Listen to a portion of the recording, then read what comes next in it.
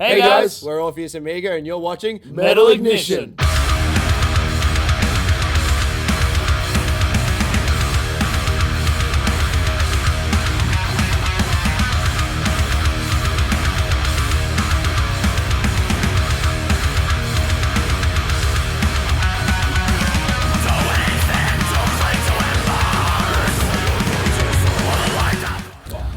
It's terrible. No.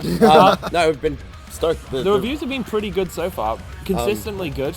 Yeah, and everyone's jumped on this one, I guess, fully and completely. Just been excited with the amount of people that have just been like, oh, holy crap, like, dude, this is this good, and this is this important to me, and all this sort of thing. It's like, it's really only been out a couple of weeks, and the responses have been pretty overwhelming. So I personally am yet to hear anything really bad about it. So. It's mostly just us digging at it, really. Just like, oh, this is terrible, can't believe people like it. But outside of that, it's really good. No, it's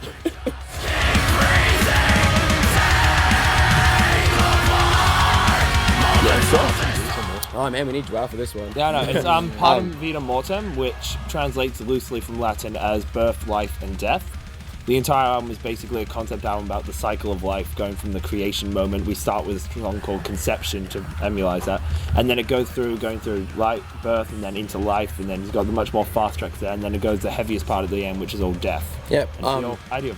Yeah, that's pretty much cycle. it. And our guitarist Joel decided to come to us with it early last year because he's the thought guy. He came to us, and our reaction was, that's pretentious.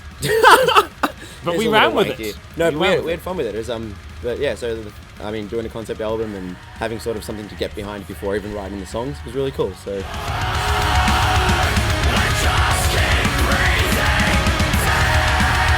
obviously, the biggest thing is 2 years ago we unfortunately lost our bass player and close friend Milky.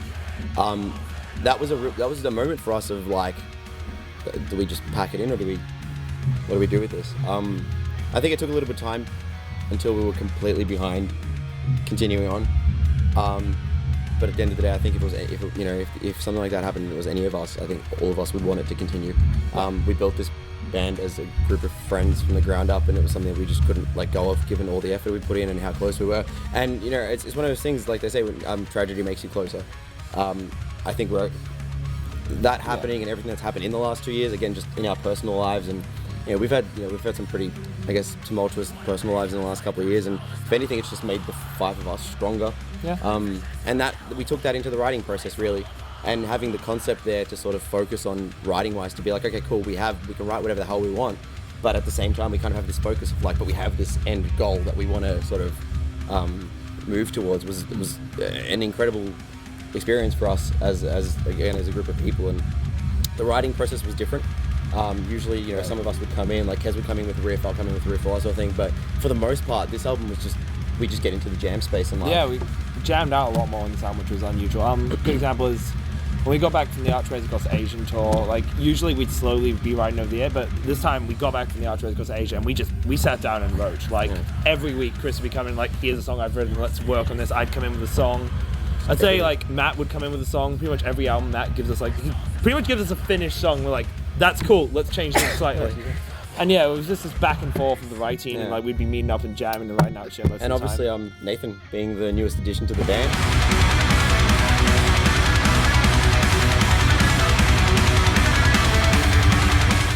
Just before I joined the group, I'd heard a couple of riffs that they'd come up with, but going from the point of joining in September, around about September last year, to, well, we wrapped up recording just after March, I believe. And to go from writing the album to completing it in such a short time space, and having all the songs just come out in such a concise way, it was mind blowing. Yeah, this whole album was written and recorded within less than a year. Oh, like 6 months or so. Written 6 months, written and recorded. Again, like, 8 it was an accelerated time frame, but not rushed. No, but the thing is, like, I guess, like with the first two albums, the first album is the culmination of the first few years as the band. We'd been writing non-stop, and then completing the first album, we went and wrote the second album. Obviously, with everything that happened with the second album, we didn't write. Like, we just, we had other things to go on, and we had the tour stuff that we were doing and going overseas and all that. So we only had a handful of riffs, and then the second we came back, it was literally just like, I don't know, maybe 3-4 days a week, of just catching up and writing and everything else, and it was non-stop. insane. But I guess, you know, going overseas was a big motivation for that. Everything that happened within the band was a big motivation, and it was really nice to have like that solid time frame of like wanting to write as well instead of forcing it. It just everything came together. happened. So yeah, it was a good process. I had fun. I didn't, but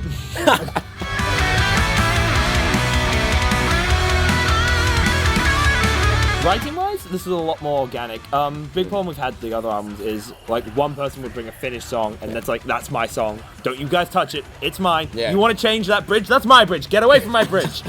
And this album was much more like Chris would come in. It's like I've got a verse and a chorus. I need more, and I'd write the intro to it, and the entire album is much more different members of the band gelling together rather than every member bringing in their own. I don't think that was. The thing is though, that is actually like something that we did that overcame other challenges. I think the only challenges, like challenge-wise with this album, was more having the concept there, and like I think we ended up with like 16 songs before we cut it down. 16 different ideas, yeah. And Because there's 13 on the album, I have a folder of like the 4 unfinished songs that says never to be released, and they won't. But like we having the concept there and being able to go, okay, lyrically, this part of the album has to be thematic, you know, with life, death, and all that sort of thing. I think that was the challenge, really, just being able to write whatever the hell we wanted, but also have to go, okay. Thinking about the songs from more like album structure rather than just like this is a finished song. songs, This can go on. Where's I don't know, song 9, song 12, whatever. This is like this song needs to fit into this section at this point in this album. Like one of the songs we had, I think the song that would have been in place of Our Reminder originally was a song Kez wrote, which is a really cool song. And then we listened to the album back after doing pre-pro, and we were like, this song doesn't fit. This is a good song. It's like, this is a great song, but the song doesn't fit here on the album. So we wrote an entire new song just because we need something for this section of the album. It was hard Personally, to. It was hard to be one of my favorites. Yeah, well, look, it's hard to abort your babies. and no, like, that, you know, Speak for yourself. Our musical babies. Yeah, there was a few that had to not, you know, that didn't make it. So that was a challenge too. Like songs that we liked, just being like.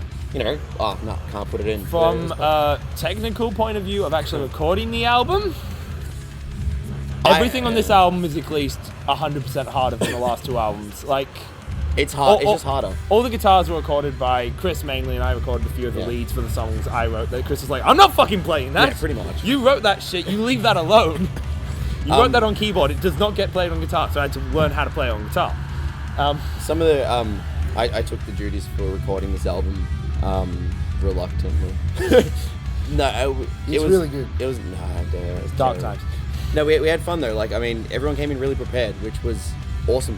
Like, it was hard though. A lot of the stuff, I don't know, maybe it's just because we suck at our instruments, I don't know, but it was a lot of hard stuff that we wrote that was kind of like, I want to be able to play that. This song has to have this. So we just need to get better at our instrument to play it. Yeah, like sitting down, spending 6 hours trying to record one a few riff. riffs.